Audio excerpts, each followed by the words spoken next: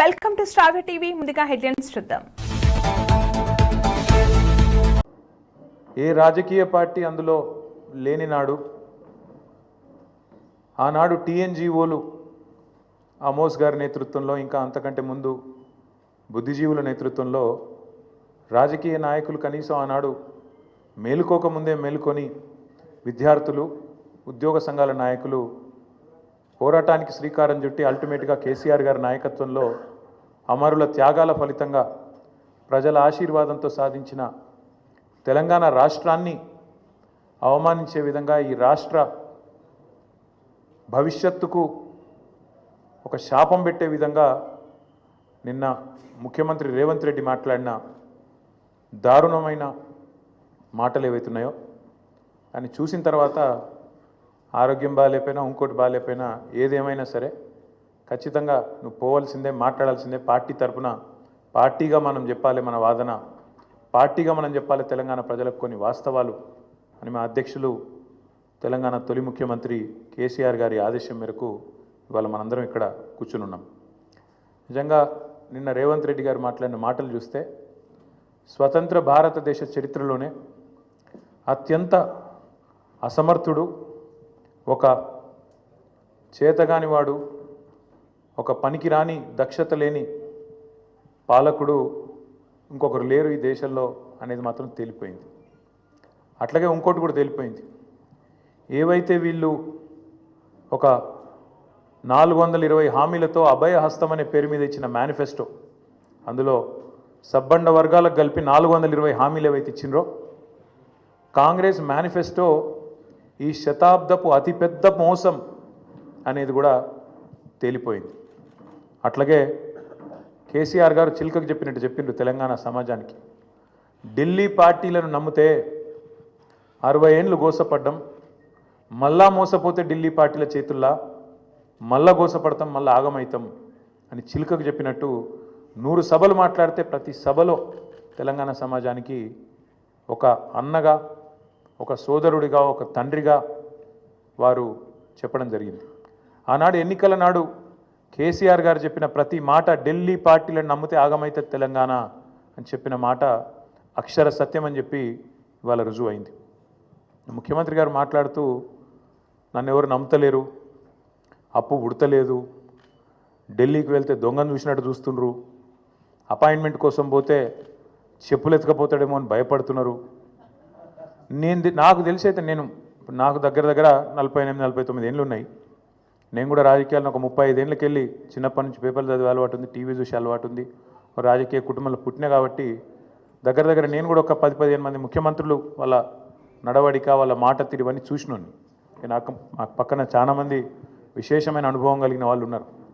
కానీ బహుశా ఇంత దివాలా కోరు మాటలు మాత్రం బహుశా ఈ దేశ చరిత్రలనే ఏ రాజకీయ నాయకుడు కూడా మాట్లాడలేదు. ముఖ్యమంత్రి కాదు, ఏ రాజకీయ నాయకుడు కూడా మాట్లాడలేదు. ఒక్క మాటలో చెప్పాలంటే రేవంత్ రెడ్డి గారు నిన్న నాకు పరిపాలన చేత కాదు అని కాడి పడేసిండని చెప్పక తప్పదు. చాలా స్పష్టంగా కాడి వారేసి నాతో కాదు అని చేతులు ఎత్తేసిండు. ఇక అయిపోయింది, నాతో కాదని నిన్న స్పష్టంగా చెప్పిండు. కానీ వారితో పాటు ఈ రాష్ట్ర ప్రజలకు కొన్ని వాస్తవాలు చెప్పాలి కాబట్టి మా బాధ్యత కాబట్టి చెప్పాలనుకుంటా ఉన్నాం. ఎక్కడ పోయినా దొంగలాగా చూస్తున్నారో అంటున్నాడు ముఖ్యమంత్రి. మరి దొంగలెక్క కాకపోతే ఎట్లా చూస్తారు? దొంగలెక్కనే చూస్తారు. నోట్ల కట్టలతో దొరికిపోయిన దొంగను ఖచ్చితంగా దొంగనే అంటారు, దొంగనే చూస్తారు. ఒక విశ్వసనీయత లేని ఓటుకు నోటు దొంగను కాంగ్రెస్ అనే ఒక ఎర్రి పార్టీ గుడ్డిగా నమ్మి సీఎం చేసింది. కానీ ఖచ్చితంగా దేశంలో మిగతా వాళ్ళు మాత్రం నమ్ముతలేరు. మోసగాళ్లను దొంగలే అంటారు ముఖ్యమంత్రి గారు. ఖచ్చితంగా అది ఈరోజు కాదు, చివరి రోజు దాకా కూడా నీ పరిస్థితి అదే ఉంటుంది, యాద పెట్టుకొని చెప్తున్నా. తప్పు చేసింది దొంగ చేతికి తాళాలు ఇచ్చి కాంగ్రెస్ పార్టీ, రాహుల్ గాంధీ గారు. ఈరోజు మే 6, 2025 నేను మీ అందరు గుర్తు చేస్తున్నా, సరిగ్గా 3 సంవత్సరాల కిందట ఇదే రోజు మే 6, 2022 నాడు రాహుల్ గాంధీ గారు వరంగల్కి వచ్చినారు. రైతు డిక్లరేషన్ అనే పేరిట ఆ రోజు రాహుల్ గాంధీ గారు చెప్పిన మాటలు 2 లక్షల రుణమాఫీ చేస్తామని, అట్లాగే రైతు భరోసా 15,000కు పెంచుతామని, అట్లాగే కౌలు రైతులకు రైతు బంధు ఇస్తామని, అట్లాగే రైతు కూలీలకు న్యాయం చేస్తామని వ్యవసాయ డిక్లరేషన్లో చెప్పి 3 సంవత్సరాలు దాటింది రాహుల్ గాంధీ గారు. అందుకే నేను అంటున్నా, తప్పు చేసింది రాహుల్ గాంధీ, తప్పు చేసింది ఏఐసిసి, దొంగ చేతికి తాళం ఇచ్చి ఇవాళ తెలంగాణ చేతికి చిప్పవచ్చే పరిస్థితి చేసింది ఖచ్చితంగా ఆల్ ఇండియా కాంగ్రెస్ కమిటీ, ముఖ్యంగా దానికి బాధ్యుడు లీడర్ ఆఫ్ ఆపోజిషన్గా ఉన్న రాహుల్ గాంధీ గారు అని చెప్పి నేను చెప్తా ఉన్నాను.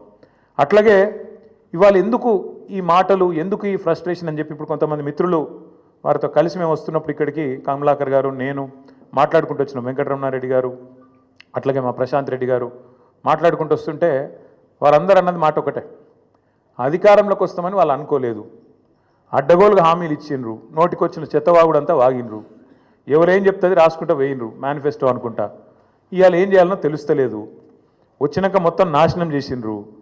అట్లాంటి పరిస్థితి వచ్చింది కాబట్టి ఇవాళ కేవలం తప్పించుకోవడానికి, కేవలం ప్రజలను ఇక మాతో కాదు తప్పించుకోవడానికి మార్గాలు వెతుకుతూ, దొంగతనం చేసినాక దొంగ పారిపోయేటప్పుడు ఎట్లయితే మార్గాలు వెతుకుతాడో ఆ పద్ధతుల్లో రేవంత్ రెడ్డి గారు ఇవాళ మాట్లాడుతున్నట్టుగా ఆయన ఫ్రస్ట్రేషన్ చూస్తుంటే కనబడుతూ ఉన్నది. ఎన్ని మాటలు చెప్పిండండి మన రాష్ట్ర ప్రభుత్వ ఉద్యోగులకి, ఎన్ని హామీలు ఇచ్చిండు. అసలు ఉద్యోగుల గురించి, ఉద్యోగుల త్యాగాల గురించి, ఉద్యోగులు తెలంగాణ కోసం చేసిన పని గురించి రేవంత్ రెడ్డికి కనీసం ఇసుమంతన తెలుసా? అసలు ఆనాడు కేసీఆర్ గారు నిరాహార దీక్షకు పోయిందే ఉద్యోగ గర్జన సభ నుంచి. ఉద్యోగుల విషయంలో ఆనాడు ఒకసారి ఫ్రీ జోన్ హైదరాబాద్ అనే ఒక తీర్పు వస్తే దాన్ని ఖచ్చితంగా తిరస్కరిస్తున్నది తెలంగాణ సమాజం అని చెప్పి తెలంగాణ ఎన్జిఓల త్యాగాన్ని గుర్తు చేస్తూ తెలంగాణ ఎన్జిఓ అనే సంఘాన్ని ఉమ్మడి ఆంధ్రప్రదేశ్లో కూడా అత్యద్భుతంగా నడిపిన ఉద్యోగ సంఘాల నాయకులకు మా స్వామి గౌడ్ గారు ఇక్కడే ఉన్నారు, మా శ్రీనివాస్ గౌడ్ గారు ఇక్కడే ఉన్నారు, పెద్దలు దేవిప్రసాద్ గారు ఉన్నారు, పాతూరి సుధాకర్ రెడ్డి గారు ఉన్నారు, ఇంకా ఉపాధ్యాయుల నుంచి వచ్చిన మా సోదరుడు రసమయ్య బాలకృష్ణ గారు ఉన్నారు. ఇట్లా ఎంతోమంది ఆనాడు ఉద్యమంలో కదం దొక్కితే వారి త్యాగ స్ఫూర్తితో అల్టిమేట్గా తెలంగాణ వచ్చింది. కాబట్టే కేసీఆర్ గారు దేశంలో ఎక్కడ లేనట్టు కేంద్ర ప్రభుత్వ ఉద్యోగుల కంటే ఎక్కువ ఉండాలి మన తెలంగాణ ఉద్యోగుల జీతాలని చెప్పి 73% ఫిట్మెంట్ ఇచ్చిండు. ఒక స్పెషల్ ఇంక్రిమెంట్ ఇచ్చిండు, తెలంగాణ ఇంక్రిమెంట్. ఎందుకు? ఒకటే కారణం, ఉద్యోగులు వేరు మేము వేరు కాదు, ఉద్యోగులే ఉద్యమకారులై కదం దొక్కిండ్రు, ఉద్యోగులే అత్యద్భుతంగా ఆనాడు పెన్ డౌన్ చేసిన సకల జనుల సమ్మెలో తమ ఉద్యోగాలు పోతాయనే ఇబ్బంది కూడా లేకుండా, ఆలోచన కూడా లేకుండా తెలంగాణ కోసం కొట్లాడిన ఆ సోదరుల్ని ఇవాళ అవమానించడం అంటే, వాళ్లకు మిగతా రాష్ట్రంలోని ప్రజలకు చిచ్చుపెట్టే ప్రయత్నం చేయడం అంటే, ఇది ఒక ఉద్యమ ద్రోహి అయిన రేవంత్ రెడ్డి మాత్రమే చేయగలుగుతాడు తప్ప ఇంకోటి చేయలేడు. ఎందుకంటే ఆయనకు అవగాహన లేదు. ఉద్యమంలో ఆనాడు భుజం భుజం కలిసి మాతో నడిచిన ఉద్యోగులను మేము కడుపులో పెట్టుకొని చూసుకున్నాం. ఎందుకంటే వాళ్ళది మాకు పేగు బంధం. అందుకే ఒక ఉద్యోగ సంఘాల నాయకుడు మంత్రి అయిండు, మరొక నాయకుడు కౌన్సిల్ చైర్మన్ అయిండు, ఇంకొక నాయకుడు బ్రహ్మాండంగా ఆనాడు కార్పొరేషన్ చైర్మన్ అయిండు, ఇంకొక నాయకుడు ఎమ్మెల్సీ అయిండు, ఇంకొక నాయకుడు ఎమ్మెల్యే అయిండు, చాలామంది ఇంకా చాలామంది పెద్ద పెద్ద హోదాల్లో ఆనాడు ప్రభుత్వంలో ఉన్నప్పుడు వారిని గౌరవించుకున్నది కేసీఆర్ ప్రభుత్వం. ఇవాళ ఉద్యోగులు అడుగుతున్నది ఏంది? మీరు చెప్పిందే కదా, మీరే చెప్పిండ్రు. ఇక పేజ్ నెంబర్ 28 మేనిఫెస్టో, టీఎస్ఆర్టీసీ సిబ్బంది సంక్షేమం, ఆర్టీసీ కార్మికులను ప్రభుత్వంలో విలీన ప్రక్రియ పూర్తి చేసి 2 పీఆర్సీ బకాయిలు వెంటనే చెల్లిస్తాం, వచ్చే పీఆర్సీలో ఆర్టీసీ కార్మికులను చేరుస్తాం, రాష్ట్ర ప్రభుత్వ ఉద్యోగులతో సమానంగా అన్ని వసతులు సదుపాయాలు కల్పిస్తాం, ఆర్టీసీ బస్సులకి ఏందో చెప్పింది. ఇక ఇది ఆర్టీసీ కార్మికుల గురించి మీరు చెప్పిన మాట. ఇక ప్రభుత్వ ఉద్యోగుల గురించి మీరు చెప్పిన మాటలేంది? సంక్షేమం గురించి మీరే చెప్పిండ్రు. రాష్ట్ర ప్రభుత్వ ఉద్యోగులందరికీ పెండింగ్లో ఉన్న 3 డిఏలు తక్షణమే చెల్లిస్తాం, రాష్ట్ర వ్యాప్తంగా ఉన్న ఉద్యోగ ఉపాధ్యాయులకు 1వ తారీఖున వేతనాలు అందే విధంగా చర్య తీసుకుంటాం, సప్లిమెంటరీ బిల్లులు 15 రోజులు చెల్లిస్తాం, సిపిఎస్ విధానాన్ని రద్దు చేసి ఓపీఎస్ తెస్తాం, పెన్షనర్లకు ఉద్యోగులకు ఇచ్చే డిఏలను సకాలంలో ప్రకటించి బకాయిలను వెంటనే ఇస్తాం, 317 రద్దు చేస్తాం, కాంగ్రెస్ ప్రభుత్వం ఏర్పాటైన వెంటనే కొత్త పీఆర్సీ ప్రకటించి 6 నెలలలోపు సిఫార్సులు అమలు చేస్తాం, కాంట్రిబ్యూషన్తో పాటు అన్ని రకాల జబ్బులు అని చెప్పి ఇంకేందేందో రకరకాల మాయమాటలు వారి కోసం చెప్పిండ్రు. ఏం అడుగుతుండ్రు ఇవాళ ఉద్యోగులు? మీరు చెప్పిందే అడుగుతుండ్రు కదా, గొంతమ్మ కోరికలు ఏమైనా కోరినరా? పీఆర్సీ వేస్తామన్నారు, ఏది అని అడుగుతుండ్రు, డిఏలు ఏవి అని అడుగుతున్నారు. కానీ ఇవాళ మీరు మాట్లాడే మాట ప్రజల ముందు ఉద్యోగులను విలన్లుగా చిత్రీకరించే ఒక చిల్లర కుట్ర ఏదైతే స్వయంగా ముఖ్యమంత్రి గారు చేస్తున్నారో వారిని వాళ్ళ తెలంగాణ ఉద్యోగుల తరఫున మేము అడుగుతున్నాం. భారత రాష్ట్ర సమితిగా అందాల పోటీలకు 250 కోట్లు ఉన్నాయి, కానీ పెన్షన్ రిటైర్ అయిన వాళ్లకు మీకు పెన్షన్ ఇస్తుంది కానీ రిటైర్ అయిన వాళ్ళకి రిటైర్మెంట్ బెనిఫిట్స్ ఇస్తుంది కానీ పైసలు లేవా? ఇదేనా నీ ప్రభుత్వం? ఇదేనా నీ ప్రాధాన్యత? నన్ను కోసుకొని తింటారా అంటుండు ముఖ్యమంత్రి. నన్ను కోసుకొని వండుకొని తింటారా? ఇది ఒక ముఖ్యమంత్రి ప్రభుత్వ ఉద్యోగులను ఉద్దేశించి మాట్లాడిన మాట. అయ్యా ముఖ్యమంత్రి గారు, నిన్ను కోసుక తినేంత పిచ్చోడెవడు లేడు. నువ్వే నీ తలమాసిన విధానాలతో రాష్ట్రాన్ని కాల్చుక తింటున్నావు. రాష్ట్రాన్ని సంవత్సరంన్నర రాచి రంపాన పెడుతున్నావు నువ్వు. ఇది వాస్తవం. ఇలా ప్రజలు, రాష్ట్ర ప్రజలు ఒక మౌలికమైన ప్రశ్న అడుగుతున్నారు. కేసీఆర్ ఉన్నప్పుడు కరెంట్ ఎందుకు మంచిగా ఉండే, ఇప్పుడు మంచిగా ఎందుకు లేదు? కేసీఆర్ ఉన్నప్పుడు మంచినీళ్ళు ఎందుకు మంచిగా వస్తుండే, ఇప్పుడు ఎందుకు వస్తలేవు? ఎండాకాలం రాగానే మళ్ళీ ఆగం ఎందుకు అవుతుంది? మళ్ళీ బిందెలు పట్టుకొని రోడ్డు మీదకి ఎందుకు పోవాలి? కేసీఆర్ ఉన్నప్పుడు రైతు బంధు పడుతుండే, ఇప్పుడు ఎందుకు పడతలేదు? కేసీఆర్ ఉన్నప్పుడు టైంకు పెన్షన్లు వస్తుండే, ఇప్పుడు 2 నెలలు ఎందుకు ఎగ్గొడుతుండు? కేసీఆర్ ఉన్నప్పుడు చెప్పిన ప్రతి పని చేస్తుండే, ఇప్పుడు ఎందుకు చేయలేకపోతున్నాడు? కేసీఆర్ ఉన్నప్పుడు రాష్ట్రం రయ్యమని పురోగమనంలో ముంగటికి పోయింది, ఇప్పుడు ఎందుకు తిరోగమనంలోకి అవుతుంది, ఎందుకు వెనకకు అవుతుంది అని అడుగుతున్నారు. సమాధానం ఉందా నీ కాడ? ఎందుకు అంటే నీకు చేతనైతలేదు, నీ కాంగ్రెస్ పార్టీకి చేతనైతలేదు. కేసీఆర్ ఉన్నప్పుడు బీఆర్ఎస్ పాలనలో రాష్ట్రం దేశానికి రోల్ మోడల్ అవుతుంది ఎట్లా, కాంగ్రెస్ పాలనలో దివాలా ఎందుకు తీస్తున్నది? కారణం ఒకటే, ఇది నాయకత్వ లోపం. మీ కాంగ్రెస్ పార్టీ పెట్టిన శాపం తెలంగాణకు. మార్పు పేరుతో మీరు చేసిన దుర్మార్గం ఇది. అందుకే మేమనేది, ఏ ముఖ్యమంత్రి కూడా భారతదేశ చరిత్రలో ఈ 78 ఏళ్లలో తాను పరిపాలిస్తున్న రాష్ట్రానికి నీ శాపాలు పెట్టినోడైతే ఎవడు లేడు. ఎయిడ్స్ పేషెంట్ అంటివి, క్యాన్సర్ పేషెంట్ అంటివి, ఆఖరికి నిన్న దివాలా తీసింది మనకు అప్పు ఉడతలేదు అని చెప్పి అట్లా మాట్లాడుతీవి. అందుకే నీ దివాలా కోరు మాటలు, నీ ఇంటలెక్చువల్ బ్యాంక్రప్సీ, నీ ప్రభుత్వం యొక్క దివాలా కోరు విధానాలే వాళ్ళ రాష్ట్రం పాలిట శాపాలుగా మారినాయి. సీఎం అనేటోడు ఒక తండ్రి లాంటోడు. సంపద పెంచాలే రాష్ట్రం మొత్తానికి, ముఖ్యంగా పేదలకు, బలహీన వర్గాలకు, ఎవరికైతే టానిక్ అవసరం పడుతుందో, ఎవరికైతే కొంత మరి ప్రభుత్వం వైపు నుంచి చేయూత అవసరం పడుతుందో వాళ్ళని ఆదుకోవడమే ఒక ప్రభుత్వ పెద్ద, ఒక రాష్ట్రానికి పెద్ద లాంటి వాడు చేయాల్సిన పని. కానీ నువ్వేం చేస్తున్నావు? దివాలా తీసిపోయినాం, దరిద్రంలో ఉన్నాం, కొట్టుకపోతున్నాం, పోతున్నాం. అందుకే కొన్ని వాస్తవాలు ప్రజలకు చెప్పాలి. వాస్తవాలు ఏంటి? ఏ రాష్ట్రానికైనా, ఏ ప్రభుత్వానికైనా ఆస్తులు, అప్పులు వారసత్వంగా వస్తాయి. ఇప్పుడు మేము 2014లో ప్రజల దయతో, ప్రజల ఆశీర్వాదంతో ఆనాడు కేసీఆర్ గారు ముఖ్యమంత్రి అయినారు. ముఖ్యమంత్రి అయినప్పుడు కేసీఆర్ గారికి మాత్రం వీళ్ళు కాంగ్రెస్ వాళ్ళు మాకు అప్పచెప్పినప్పుడు రూపాయి అప్పు లేకుండా, రూపాయి ఆస్తి లేకుండా ఇచ్చిండ్రా? అప్పులు ఇచ్చిండ్రు, ఆస్తులు కూడా ఇచ్చిండ్రు. అప్పులు ఇచ్చినారు, ఆస్తులు కూడా ఇచ్చినారు. ఆ రోజు 2014 లెక్క తీసుకుంటే, 2014 లెక్క తీసుకుంటే ఇది ప్రభుత్వం యొక్క లెక్క, నా లెక్క కాదు, ప్రభుత్వం యొక్క లెక్క. 2014లో మొత్తం రాష్ట్రం యొక్క ఆదాయం సంవత్సరానికి మొత్తం రెవెన్యూ రిసీట్స్ తీసుకుంటే 51,000 కోట్లు, అంటే నెలకు 4,215 కోట్లు. మేము దిగిపోయిన నాడు రాష్ట్రం యొక్క ఆదాయం టోటల్ రెవెన్యూ రిసీట్స్ 2,16,567 కోట్లు. అంటే మేము దిగిపోయేటప్పుడు నెలకు 18,000 కోట్లు. మరి కేసీఆర్ గద్దెనెక్కినాడు నెలకు 4,215 కోట్లు, 253 కోట్లు. కేసీఆర్ గద్దె దిగిపోయినాడు నెలకు 18,000 చిల్లర కోట్లు. మరి పెరగలేదా? రాష్ట్రం యొక్క ఆదాయం పెరగలేదా? మేము పెరిగిన ఆదాయంతో కూడిన రాష్ట్రాన్ని నీకు ఇయ్యలేదా? ఇది వాస్తవం కాదా? 2014-15లో ఆనాడు కేసీఆర్ గారు ముఖ్యమంత్రి అయిన రాజు, మీరు కాంగ్రెస్ వాళ్ళు మాకు ఇచ్చినప్పుడు రాష్ట్రం యొక్క సర్ప్లస్ ఎంత అంటే 369 కోట్లు. రెవెన్యూ సర్ప్లస్ ఆనాడు 369 కోట్లు. మేము దిగిపోయినాడు 2023-24లో మీకు అప్పచెప్పినాడు మళ్ళీ 4,882 కోట్లు.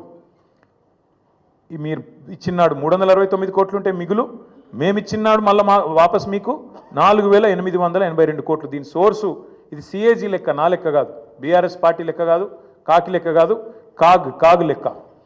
అట్లే అప్పులు తీసుకుంటే, అప్పుల గురించి కూడా చెప్తా. మళ్ళా అప్పులు తీసుకున్నా ఆ రోజుకి ఈ రోజుకి మొత్తం లెక్క వివరంగా చెప్తా. అట్లే ఇంకా ఎంత కడుతున్నారు, మిత్ ఎంత కడుతున్నారు, ఏదెంత కడుతున్నారు, ఇవన్నీ ఒక్క నిమిషం మర్చిపోతే వాస్తవం ఏంటంటే ఇది నేను 2020లో బయటపెట్టిన లెక్క.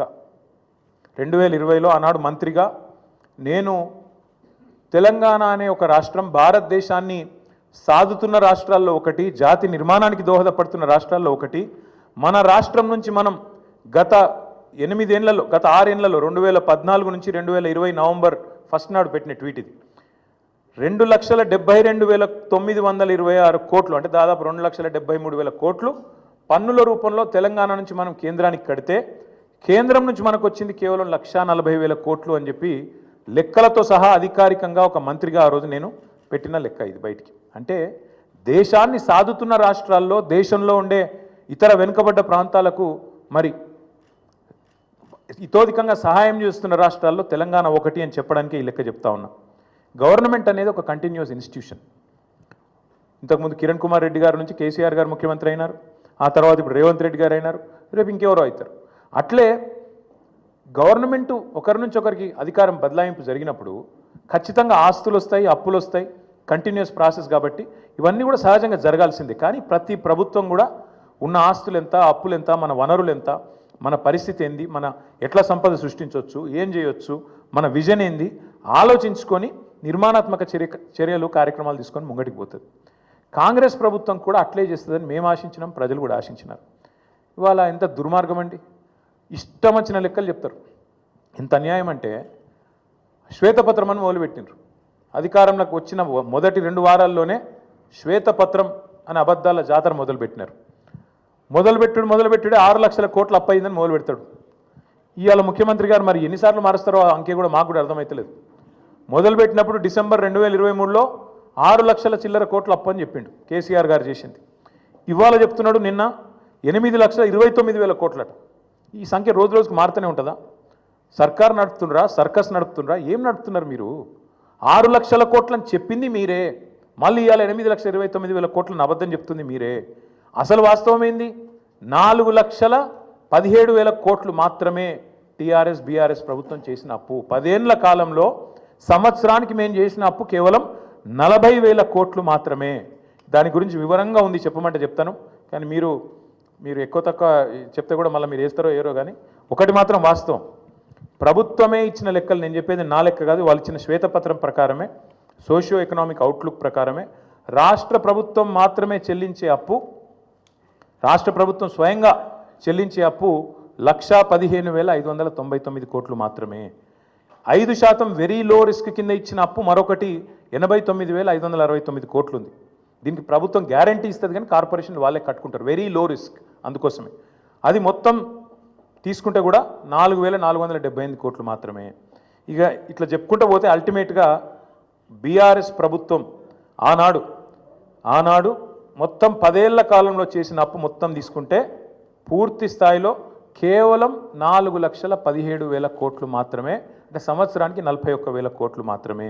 మరి నేను అడుగుతా ఉన్న రేవంత్ రెడ్డి గారిని, మీరు దయచేసి చెప్పండి, మీరు 4,000 కోట్ల రూపాయల నెలసరి ఆదాయంతో మాకు అప్పచెప్తే తిరిగి మేము మీకు 18,000 కోట్లతో అప్పచెప్తే 2023 డిసెంబర్లో, నిన్న ముఖ్యమంత్రి గారు 2025 ఏప్రిల్లో ఏం మాట్లాడుతున్నాడు? మేలో 18,000 కోట్లే వస్తుంది అంటున్నాడు.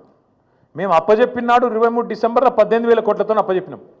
ఇవాళ నువ్వు 25 మేలో నిలబడి మళ్ళీ 18,000 కోట్లని చెప్తున్నావు. మరి 16-17 నెలల నుంచి నువ్వేం చేస్తున్నావు, నీ ప్రభుత్వం ఏం చేస్తుంది, ఎందుకు ఆదాయం పెంచలేకపోయింది? కేసీఆర్ గారు అప్పచెప్పిపోయిన 18,000 కోట్లు తప్ప రూపాయి అయినా నీ ప్రభుత్వం ఆదాయం పెంచగలిగిందా? ఇది మేము అడుగుతున్న ప్రశ్న.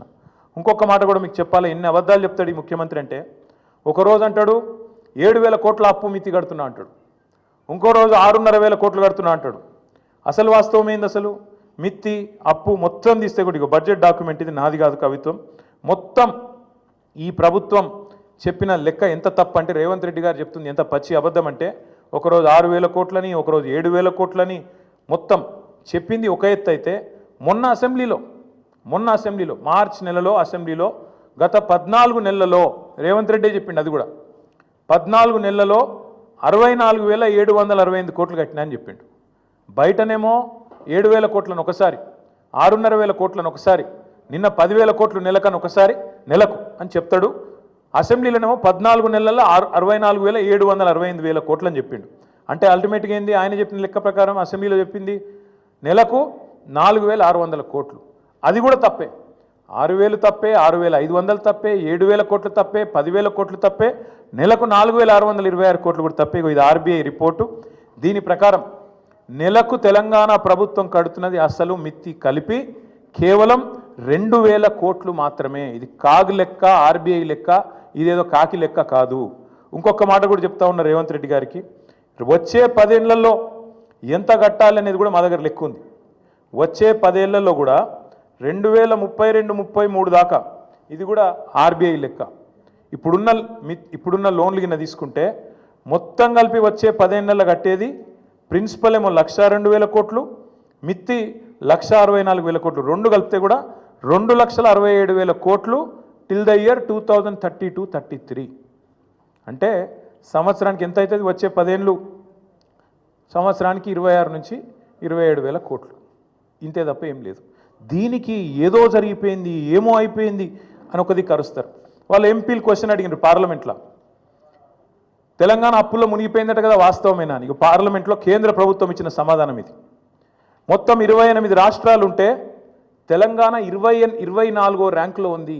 అప్పులు జిఎస్డిపి నిష్పత్తి తీసుకుంటే చాలా ఆరోగ్యకరమైన పరిస్థితి ఉంది తెలంగాణది.